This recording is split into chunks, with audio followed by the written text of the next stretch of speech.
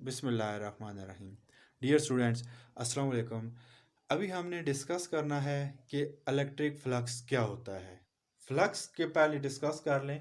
Flux होता है flow of anything from specific surface, कि एक स्मॉल सरफेस के अंदर से कितना कोई चीज़ फ्लो कर रही है वो उसका फ्लक्स कहलाएगा। एग्जांपल अगर आप लें तो पानी का एक जो पाइप है, मतलब क्या होता है कि हमने एक small area cylindrical area select कर लिया है। उस सिलेंड्रिकल एरिया में से कितना पानी फ्लो करेगा। अगर पानी ज़्यादा फ्लो करता है तो पानी का फ्लक्स ज़्यादा होगा, अगर पानी कम फ्लो करता है तो उसका फ्लक्स कम होगा। इसी तरीके से इलेक्ट्रिक फ्लक्स क्या होता है। Electric flux total number of electric line of forces passing through the unit area of a surface held perpendicularly. आपके पास ये इलेक्ट्रिक लाइन ऑफ फोर्सेस मौजूद है जिनकी डायरेक्शन इस तरफ है। तो आपने क्या करना है कि इसके सामने सरफेस को परपेंडिकुलर रख लेना है। आपके पास अगर ये एक सरफेस है, ये सारा सरफेस हो गया, तो आपने इसके परपेंडिकुलर रख लेना है। तो अब इसके यूनिट एरिया में से कितनी इलेक्ट्रिक लाइंस ऑफ फोर्सेस पास करेंगी वो उसका इलेक्ट्रिक फ्लक्स होगा। अब यूनिट एरिया आपने फर्ज कर लेंगे, ये सरफेस एरिया सरफेस इसके सामने रखा है, इस सरफेस को बराबर बराबर स्क्वायर्स में कन्वर्ट करें। ये स्क्वायर बनाते चले जाएं तो ये कंप्लीट इसमें से फिल हो जाएगा। जो यूनिट एरिया होता है, मतलब कि सारे की बजाय इसके यूनिट यानी कि एक स्क्वायर में से कितना फ्लक्स फ्लो करेगा वो उसका इलेक्ट्रिक फ्लक्स कहलाएगा। लेकिन एक बात थोड़ी सी ये भी याद रखिएगा कि ये अगर आपके पास एक सरफेस है, ये सरफेस है, तो सरफेस का जो एरिया होता है वो उसके परपेंडिकुलर होता है। तो इसका मतलब ये होगा कि अगर आपने उस सरफेस को इलेक्ट्रिक लाइंस ऑफ फोर्सेस के परपेंडिकुलर रखना है तो इलेक्ट्रिक लाइंस ऑफ फोर्सेस और इस सरफेस का जो एरिया होगा वो एक दूसरे के पैरेलल होंगे। ठीक है। अगर आप इसकी मैथमेटिकली फॉर्म देखें तो the dot product of electric field intensity and the vector area is called electric flux. यानी कि ये फाई फ्लक्स को रिप्रेजेंट कर रहा है, ई इलेक्ट्रिक को रिप्रेजेंट कर रहा है, जो कि E dot A, E electric line of forces उनकी इंटेंसिटी, और ए एरिया जो कि आपने सरफेस रखा था उस सरफेस का एरिया क्या होगा। अगर डॉट प्रोडक्ट ओपन करें तो phi E is equal to E A cos theta. Theta क्या है? Theta is the angle between E and A. अब यहाँ पे है कि थीटा की वैल्यू जब ज़ीरो हो तो तब इलेक्ट्रिक फ्लक्स मैक्सिमम आएगा। यानी कि आप जब इसको सरफेस को इलेक्ट्रिक लाइंस ऑफ फोर्सेस के बिल्कुल परपेंडिकुलर रखेंगे तब उसका जो एरिया है वो इलेक्ट्रिक लाइंस ऑफ फोर्सेस और एरिया एक दूसरे के पैरेलल आएंगे, इनके दरमियान एंगल ज़ीरो, तो आपका इलेक्ट्रिक फ्लक्स जो है वो मैक्सिमम होगा। जब आप इसको थोड़ा सा टर्न कर दें, टर्न करेंगे, अब सरफेस एरिया की डायरेक्शन इधर, सरफेस तो हमने तो परपेंडिकुलर नहीं रखा, उसको चेंज कर दिया, उसके एरिया और इलेक्ट्रिक लाइन ऑफ फोर्सेस के दरमियान एंगल 90 डिग्री ज़ीरो से बढ़ जाएगा।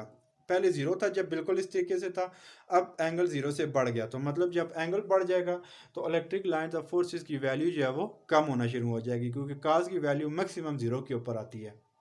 जितना एंगल बढ़ेगा उसकी वैल्यू कम होना शुरू हो जाएगी। जब आप रोटेट करते करते एक वक्त ऐसा ले आए कि जो सरफेस है वो इस इलेक्ट्रिक लाइंस ऑफ फोर्सेस के पैरेलल हो जाएगा। जब सरफेस पैरेलल तो surface area electric lines of forces के परपेंडिकुलर, तो मतलब थीटा 90 डिग्री, तो जब काज थीटा 90 डिग्री पुट करें तो आंसर आपका ज़ीरो आ जाएगा, क्योंकि काज 90 ज़ीरो होता है।